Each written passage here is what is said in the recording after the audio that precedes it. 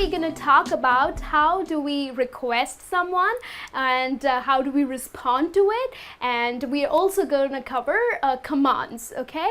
Now the other day I was in my office and one of my colleagues said, hey, do me a favor, just finish this file.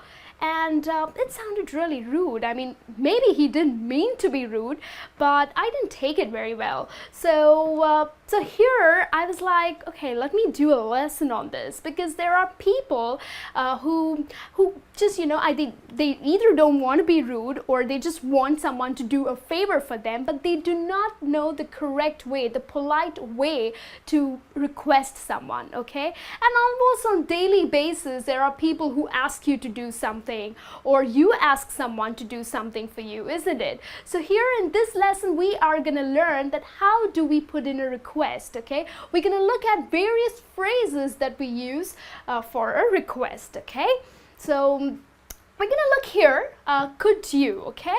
Now there are many people who also say, can you pass me a pen? Okay, now there are people who say this, which is also right, but could you is of course more polite, okay? It's a more formal way to ask someone to do something, okay? So here when you say, could you open the door for me?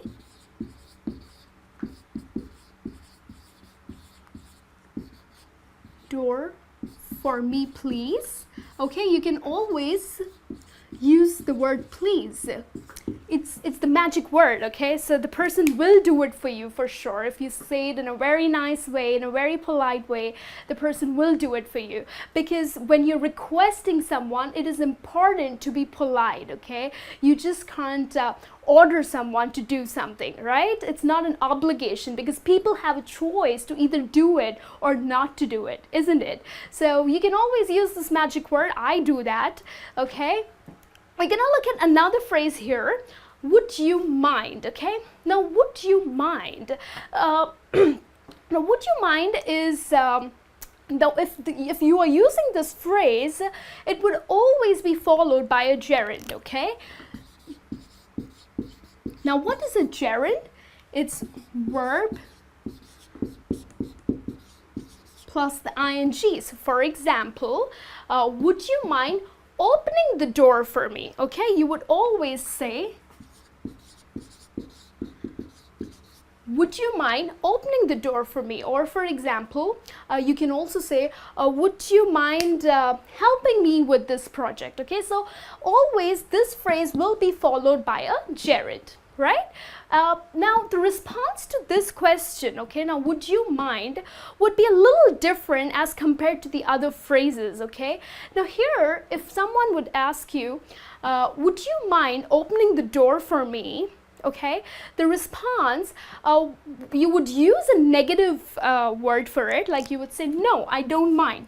But exactly the response is positive. You do use a negative word, but it's basically you are saying, yes, I'll do it, okay? So the response to would you mind will be, no, I don't. So it basically means that I'll be happy to open the door for you, okay? Now we have another phrase here, I would be grateful.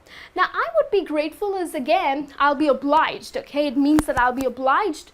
So I would be grateful if you do this project work for me, or if you would help me with this project work, okay? So this is another way of requesting someone, okay? And we have another one here for you. I would appreciate it. Now I would appreciate it if you do this work for me, or if you finish this project for me. Okay, so this is also another phrase. It is more formal and it also sounds really polite. So of course the person would be really happy to do it for you if you use these phrases. And there's another phrase here, I was hoping. Now here, I was hoping is basically you're just being nice, and maybe, I mean, of course you're being nice, but you're a little, you're not sure if the person would do it or no. Okay, so you're just being gentle, you're just being nice, saying that I was hoping that you would finish this project work for me. Okay, so these are the phrases that you can use when your office, okay, with your colleagues, or even in your school if you want to talk to your friends, other fellow students. Okay, so this would just sound perfect, right? Now, how would we respond to the requests? You can say, sure, I'll be happy to do that. Okay, you can always say, sure, or you can say, all right. Okay, so this is the way you would respond if you would like to do that. Okay, if the person has asked you to do something and you want to do it, that's how you would say. You would say, sure, I'll do it for you, or of course, or all right, I'll do it for you.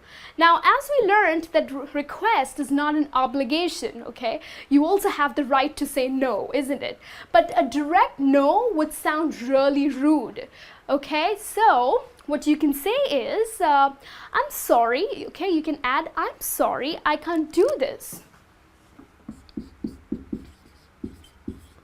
I'm sorry, I can't do this, or I can't. All right, or you can say, I'm afraid I won't be able to do this. Okay, this is the polite way of responding to a request if you don't want to do it. Okay, so now we would also look at the commands. So now that we learned how do we request, we would also see that what are commands. Okay, now command is more like an obligation. Okay, it's a compulsion, like you do not have a choice, you have to do it. Okay, so it's more an obligation. Okay, and command is an imperative form. Okay, please do remember that it's an imperative form. Now, why it's an imperative form? Because it does not have a subject, okay? It is hidden, right? So I'll explain you when we go through the sentences here, the examples here. Like, for example, answer the phone. So it's like a command. It's more like a demand, right? Answer the phone, okay? And you would not specifically say that you answer the phone, okay? So it's obvious that the person is talking to you, answer the phone, right? So that's why it's an imperative form. All right, so we don't specifically use you answer the phone, okay? Now let's look at another sentence here. Finish this ASAP. Now, ASAP is an acronym, and it's basically as soon as possible, okay? So if you are at your workplace and your boss demands that finish this ASAP, okay? So it's more like a command, and you don't have a choice, right? You will have to do it, okay? You have to follow what he says, what he tells you, isn't it? So another example here, be quiet. Now, be quiet is also a command.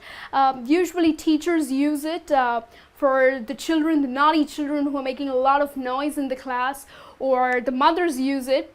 So of course, the children cannot say that I won't do it or I won't be quiet, isn't it? So the children do not have an option but to be quiet, okay? So be quiet is another way of commanding, okay?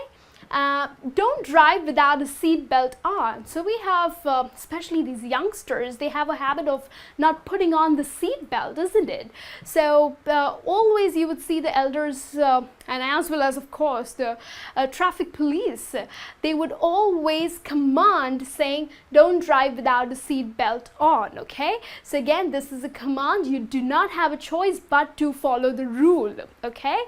And study English regularly. This is what I would say, okay? Study English regularly because we are learning English. We would love to practice English. So that's why it is important to study English, okay?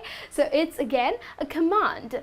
Now, how would you respond to these commands? Of course, you cannot say no to it. So the best way is that, sure, I'll do that, or of course I'll do that, or you can also be nice and polite saying I would love to do that.